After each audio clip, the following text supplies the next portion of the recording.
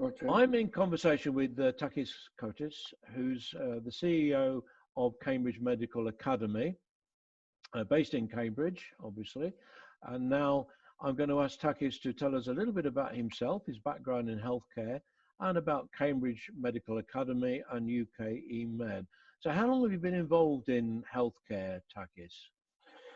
Uh, Thank you for inviting me, David. I think it's really exciting what you're doing. And let me tell you a little bit how everything started with me. I started in 1973 at the University of Minnesota. I have an MBA in health economics. And my first experience with healthcare came being part of the Mayo Clinic and the strategy and planning department. I worked there for 7 years, and that's when my eyes were opened when it comes to the healthcare potential within the global domain. So my next step after Mayo Clinic and Rochester, Minnesota, it was the Royal Brompton Hospital in London. So in 1995, I was the first one to bring the telemedicine project to UK that had to do with a project called Teleremedy. On that project, we had to use ISDN lines, 3 of them, and test whether or not we could do remote diagnosis with congenital heart disease. That's when I did realize the potential of the global opportunity in healthcare. So that changed my career quite a bit because I started promoting when I was at Brompton this notion of working together, different hospitals from different countries with one goal to share our experience and also to become better so we can help managing our citizens' health and care. So at the Brompton, I was in charge of the EU projects, funded projects, and I participated in 13 healthcare-related projects. That was really the beginning for me to engage different departments within the hospital into innovation in healthcare.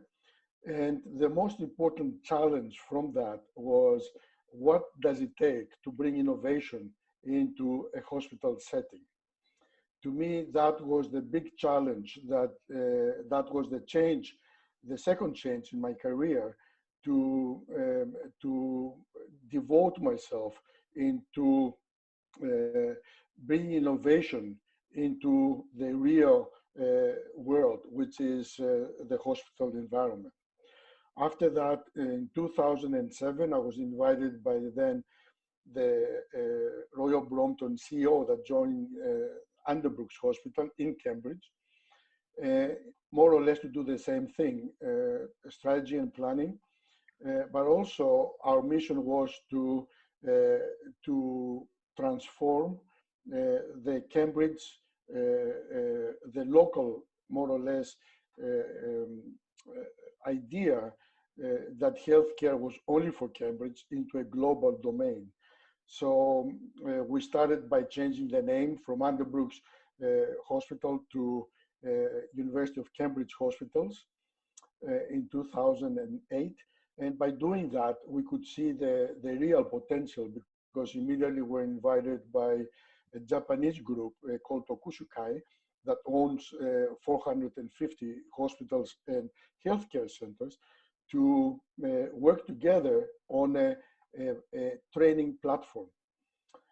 So they placed us at the board of directors for the international committee they created. And by doing that, our mission was to join their group with their first hospital in Sofia, Bulgaria, which were placed at the board of directors. And the mission was to share our knowledge from Cambridge with the Japanese and the expansion plans that were to create about 100 hospitals in different countries around the world. That's Okay, what started. so that was the origins of Cambridge Medical Academy? Is that Exactly. That's what how it started this. started? Yeah. Exactly. That's how it started. That so the project at Cambridge Biomedical Campus, as it's called today, the plan was to create an educational center, which by that time we called it the Forum. And the Forum was like an incubator that scientists could come together and could discuss their ideas, share it with other scientists. But the most important thing is to get this forum exposed to the global scientists. And that was exactly the beginning of the UKeMED. At that time, we changed two CEOs, both of them from Australia. And by the way, the Australians contributed to the UK managing, if you want to call it, belief. They have a more open-minded when it comes to management. So then the third CEO from the Cambridge University Hospitals had a more narrow view because of CQC regulations and so forth. So then it was suggested to us that we should become a separate entity. And by that time, the University of Cambridge started the University of Cambridge Innovation Hub, and we fitted really well into that establishment. So now we're part of the University of Cambridge Innovation Hub as an innovation project. So, and now with the UKeMED, there are quite some strong connections that you're developing with China. As I said before, it started with Japan, and then we were invited by numerous Chinese universities to explore together the UKeMED notion. By doing that, we could see very vividly that China was the proper market for us to really develop the UKeMED. And our mission with UKeMED is to share the experience and knowledge from Cambridge, but then from the entire UK with the rest of the world. So we believe on a common platform that is global and where people can share the experience and knowledge on different healthcare issues. And that's where the COVID-19 comes into place. Absolutely. And there's no better time really, or no greater need globally to be able to share knowledge and experience to tackle this really serious issue. So we believe that now the times are very mature for people to realize that a hospital, a doctor, a country even, cannot really provide the knowledge and also the readiness to face these kinds of crises. So it's better to get a ground or a platform that we can share some of those experiences so we don't make the same mistakes.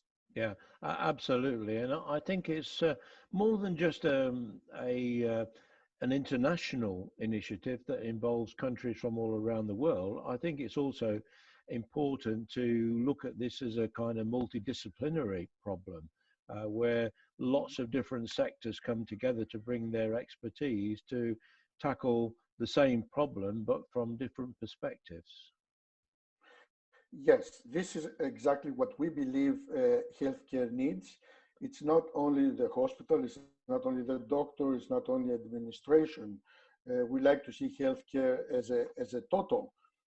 Healthcare is also the pharmaceutical companies, research organizations, the ministry. You have different non-profit organizations. We see that as an ecosystem.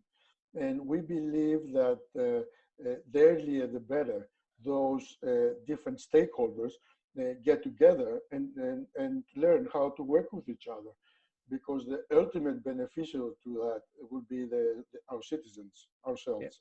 Yeah, absolutely. And that's what's the most important. I'm sure that we are going to face many, many difficulties, not just of a medical nature, when COVID-19 begins to be addressed. It's still very uncertain at the moment, but we hope that by sharing our knowledge and expertise in ways like this and using technology to facilitate that, will make a contribution to helping the world to recover from this situation.